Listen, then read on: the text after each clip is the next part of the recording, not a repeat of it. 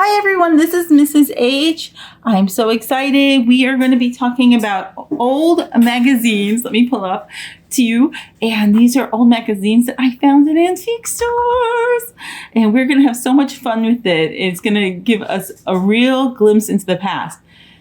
Everybody today is looking for a side hustle.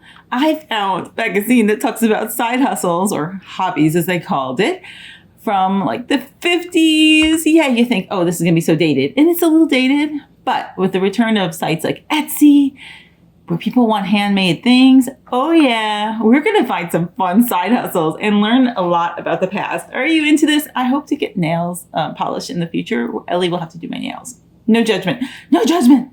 Okay, if you can't read the words, don't worry. I'm going to be talking about it to you. When I started on a vacation trip, friends would ask me to find certain articles, and it's this lady here. There were requests for old jewelry, old buttons, antiques, and handicraft that could not be found in our suburban town of West Roxbury, Massachusetts. Some asked for maple sugar or souvenirs of a special kind from such and such a place where perhaps they had once lived or visited or spent a honeymoon. Others wanted attractive postcards of floral groupings or mountain scenes for framing and arranging in wall groups. I think that's really pretty. I think getting postcards and putting them together in a frame, it's magnifique. The hardest task of all was getting a bushel of hemlock cones.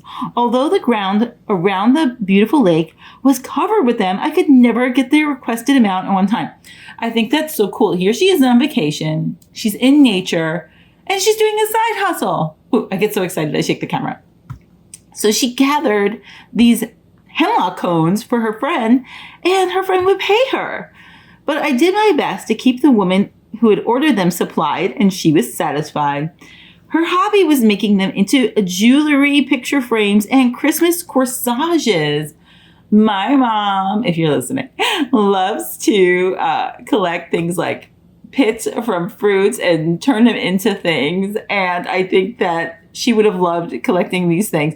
But I have to admit, I've never worn a corsage, a Christmas or Hanukkah corsage. I've worn a corsage for maybe my wedding or my bat mitzvah or prom or whatever. But I've never worn one for just for like every day or for Christmas or for Hanukkah or something like that. Have you worn corsages? Do people do that anymore for like just like a holiday party? Everybody's just showing up in like Snuggies now. the comfortable blankets you wear. So let me know. For a shut-in, I gathered partridge berries, moss, and etc. for indoor gardens. So here she is. She's doing a service for somebody. And then they're like, hey, I want to pay you for this. So one day I saw a farmer cutting birch logs. He said I could have all the birch bark off of them. I wanted postcard size pieces of bark decorated with painted flowers or colored wax and printed with a greeting in colored inks, sold rapidly. How clever is that? I want to be crafty, guys. I want to be crafty. I want to find some free birch bark and make this sort of thing. But it always comes out looking like I am 3 years old. So let me know if you think this is a good idea. Birch bark and put painted flowers and colored wax.